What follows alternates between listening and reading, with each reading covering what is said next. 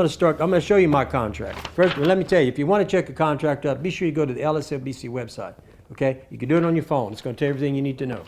So, this is a contract. I'll tell you on the back of the contract, we put a color chart of our metals.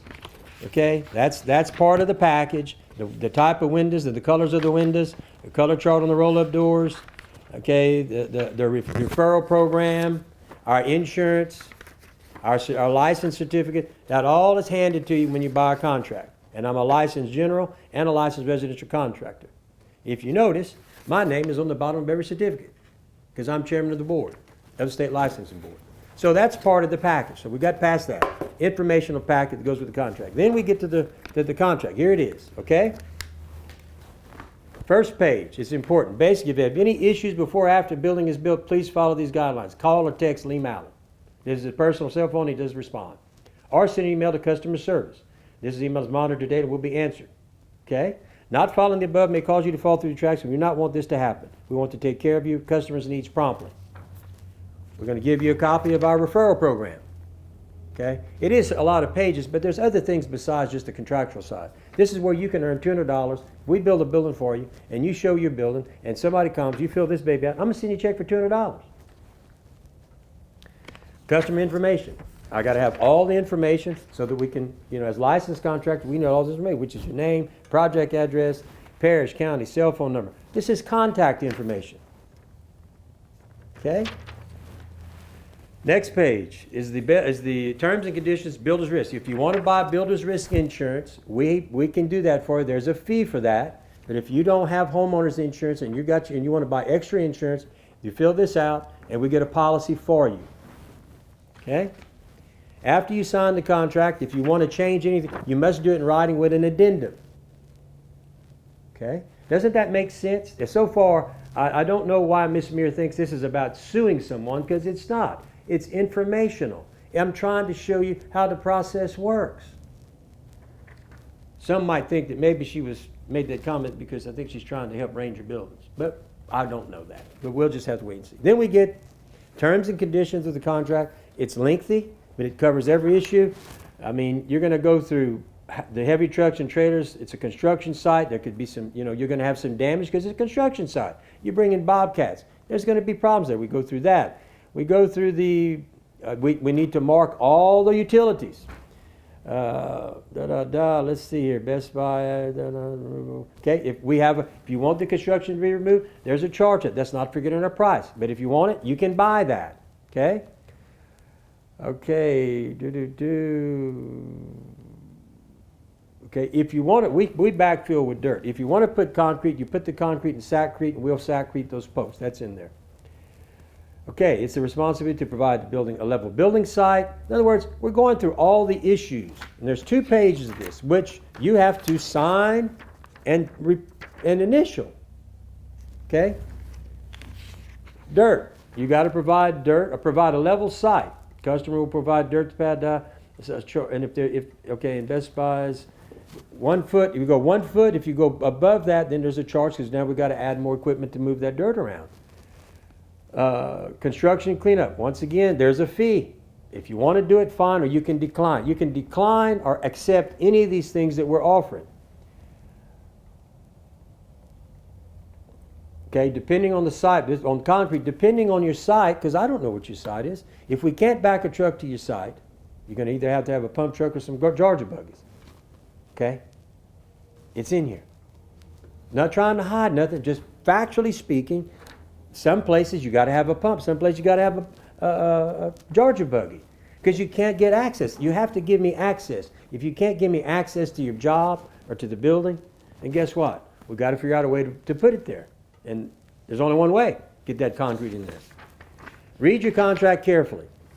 Okay? Read your contract carefully. Any verbal agreement made between Mallett Buildings and the customer which must be written on the face of the contract. Otherwise, the verbal agreement is null, no exceptions. I can't even do that. I won't even do that. All verbal agreements between Mallett Buildings and represent the customer have been documented on the contract. I've read, and then you signed it. You've read this. Okay, we have a customer consent where you authorize us to use the pictures. We're proud to build a building. We'll take those pictures for marketing purposes, and you sign that too. We get permission from you to do everything we do. Okay, you're going to get notice of design, which basically means you've signed. When we design a building, the designers are going to send them to you.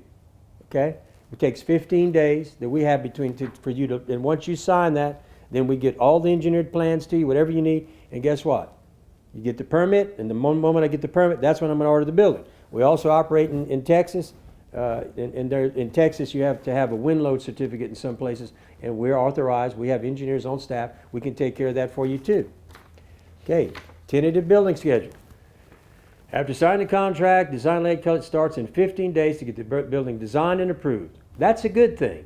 Then no mistakes are made. I don't know why Miss Meir thinks this is so far what's bad here. I can't figure out anything except informational that tells you what we're going to do and how we're going to do it, what's required of you, and how we're going to proceed. So 15 days to get the design done. Should your customer make design changes, and you can make changes. But then that adds days to that deal, okay? Upon receiving the permit, design approval, which is latter, your building will be placed on the next available position for production, provided that your building pad and site is ready for production delivery. This is a residential project design. Permit could take a minimum of 90 days after design approval with the permit office. Some permit offices move fast, some move slow. But this is the tentative building schedule, and we go over it, and we sign it, and we agree to it. Okay? If you're from Texas, which we have the Texas windstorm certificate. There's an added fee to get that. This is something that Louisiana should do. Texas got smart years ago. What they did after the storms, which I believe we should do here, which would bring our premiums down, is they now in certain areas close to the coast or where they believe the wind load is way up there, over 130 miles an hour, they require that you have a wind load certificate by an engineer, which we do those too, which means you're required to do certain things in the building, and the engineer has to approve it in order for you to get that insurance certificate, which lowers your premiums. That's a good thing, but that's for the Texas customers. Okay, next sheet, page 8. Work performed on site. Employees, contractors are not allowed to make any deals to perform any work that is not on the contract. That's what that's about. Building type. If you're buying a building, we want to know what type. Are you buying an accessory building, residential building? What are we doing here? That's what this is about, and we agree. It's an accessory building, if it's an accessory building. So far, folks, I think Ms. Meir is got her information wrong about why we have a contract. It's informational. It's to tell you what we're going to do, timelines. All that is so far important. Page 10. In the event you have a problem with your building or service you're receiving, please feel free to call Lee Mallett at 337-515-2154. Every customer signs this, so that every customer has access to me. Warranty. Okay, it tells you the metal has a 40-year warranty, the aluminum has a 20. Okay, all manufactured on the building are warranted by the manufacturer. Okay, insulation warranted by the manufacturer. Concrete has no warranty, either express, implied, or referred. Okay, post protectors. This goes all over the warranties. Okay. Here's a warranty disclaimer that basically says that we warrant the workmanship. But all the stuff that we buy, the metal, the wood, the doors, the windows, there's a warranty from them, not from us. Now, if I was manufacturing all that, yes, I would have warranties. But this disclaimer says I'm not warranting none of those products. Wall heights and door placements. This describes what's going to happen if you put your door on the side wall, in wall. Okay, very detailed, so there's no misunderstanding, okay, about when we finish it. Well, I needed 6 inches. We told you in the beginning you were only going to have this much clearance. It's right here on this page. Warranty requirements, important. This is another one on about spraying of chemicals that may come in contact with the metal and will avoid all warranties implied or referred. Okay, this is strictly about the metal.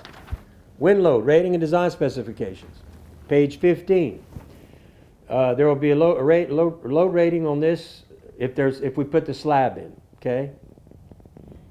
If you don't put the slab, then we're not guaranteeing wind load because once again I've talked about this. We use the slab as dead weight for uplift. Okay. The slab is part of our engineering, And this tells you specifically about wind load rating and design specifications. Now, so far, folks, I don't see where any of this is. Where does she get this idea that this is about suing people? Proper documents. The owner, inspector, must sign all proper documentation that is presented to you by the various crews working on your project. This includes and limited to the delivery ticket, building placement and elevation, frame and completion form, completed building inspection report form, form and contract form, completed concrete customer inspection report form. Failure to do so may result in your project being delayed until proper documentation has been executed. I don't see nothing wrong with this. Okay, page 17, foundation recommendation. I give you the industry standard of what's required, how you should do it, what you should do, and if you don't do it, you open yourself up to possible foundation failure. That's all this is, okay? I'm trying to help you, as my customer, explain to you how important the foundation is, and I've talked about that many times on other videos about the concrete is not your foundation. The pad that's compacted is the foundation that the slab sits on. And so that's what this page is about. Plumbing and or electrical. You can't put any plumbing or electrical work till I finish getting this thing formed. And if the plumbers go in and mess up the grade, they're required to put it back. Because I've already done my part of the contract. Okay? And people understand that. And we get it that people put plumbing and they put different things, but not until I finish the grade, and then whatever they do, they got to put it back. And then we pour the concrete. So people do put plumbing. People do electrical. As long as you understand, whatever they mess up, they're going to put back the way it is, because I've already done it. Okay, page 19, concrete finishing. Okay, we're going to go through all the steps about that, okay? And basically, we use, it's got to be present. I want you present there when we pour concrete. We don't get a second chance on concrete, okay? So I require you to be there, okay? You need to pick the kind of surface you want, tell the finisher. Now understand, all this that's going on, we're monitoring it from our office on our Arlo camera system.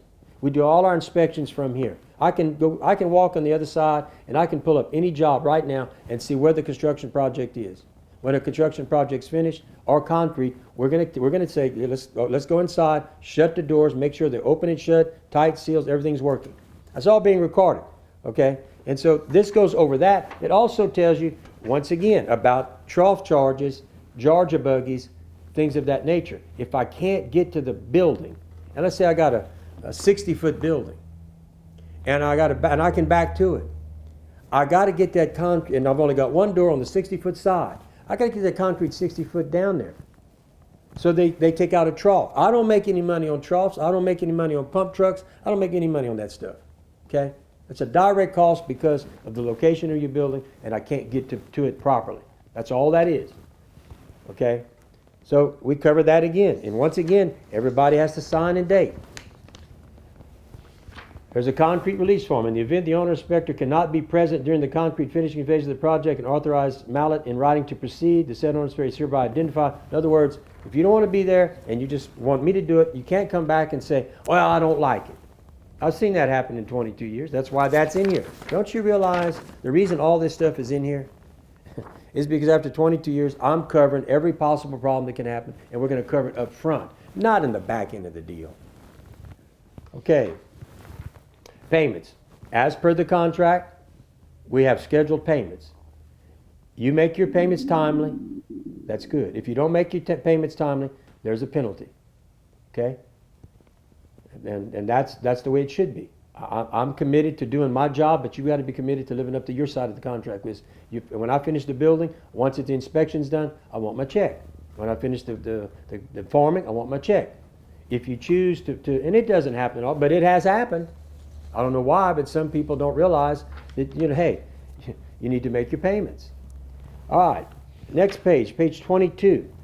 Important owner inspection. This goes over that you are the inspector. You need to, we want you to inspect every phase of the building we do with you. And we want you to commit to doing it by signing this.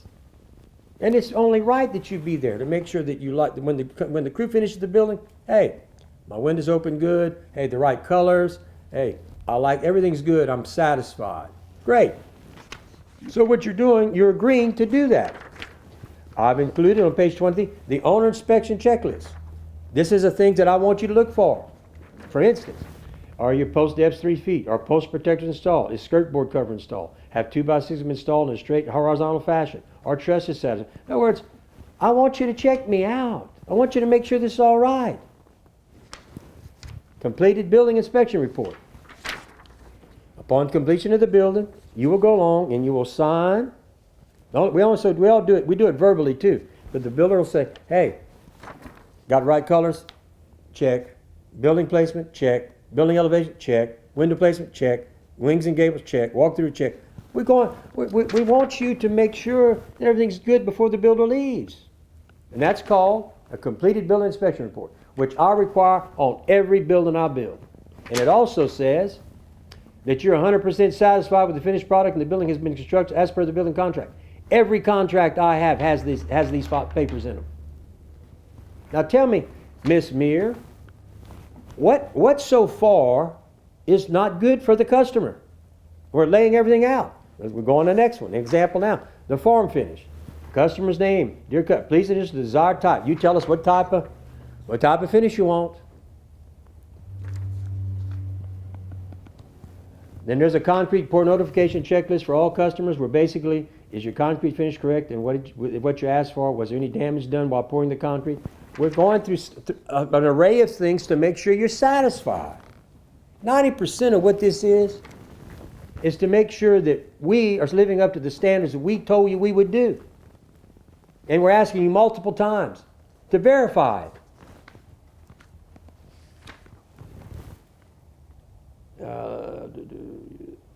Okay, and there's another example. It's another form where basically your signature acknowledges that you have checked your building relative to whether you admit and accept concrete pour. Your doctor was poured correctly. Once again, I'm making sure that you're happy and satisfied. Completed concrete inspection report. Once again, here we go. The document provided the customer has agreed to work done by Mallett, has been completed, met all the criteria stated in the building and the terms and conditions that he's 100% satisfied. I got one of these in every contract too. Very important. Page 29. We will not order your building until we receive the design approval signed and your permit. What's wrong with that? I'm at a loss as to why someone would make that kind of comment. But that's why I'm doing this. Straighten it up. Let's get it all on the table. Important. Building and concrete inspection confirmation. Another document that you're just confirming everything as per. Door handling chart. This goes, okay, you circle which way you want your door to go. Split building condition. What this means is we're telling you is if you have no roll-up doors, we're going to have to leave part of the building open to pour the concrete in the building. And we're telling you so that you're not surprised. Mark all door window locations and dimensions, including any gable extensions links. That's all that is. Another example of this is the customer information sheet. Most of this stuff is documents to notify you what we're going to do and how we're doing. Here's form from contract to sign. We go through prior to delivery, step by step. Prior to delivery, this is what's going to occur. It's spelled out. From contract, this is after delivery. Here it is. Now, the only 2 pages that are missing is the actual contract checklist and the actual first page of the contract. The rest of it, folks, is information that you need and that I need to give you. Okay? This person making that comment is way out of line. I just went through the majority of this. There's only 2 pages, which would be the actual contract that you would sign and the actual checklist about the building. Then this is attached to everything. That's a little better than this 1-page stuff, isn't it? Take this to an attorney, my contract, and my competitor's contract, and say, what do you think? He said, you better do business with that guy with all those pages. He's telling you everything. He's trying to help you. He's trying to explain to you how this process works. This guy, you have no idea what he's up to or what he's going to do. Here, it's a well understood deal. Here, it's wide open. So, you know, and on top of that, the other thing we do now, when we bid a building, I've actually made a specification sheet. So when I give a bid, my guys are required to give you the specification sheet on the 3 types of buildings we sell. Okay? And I give this to you so that if you want to get a bid, which is fine, make him initial that he's going to give you the same thing as me, apples to apples.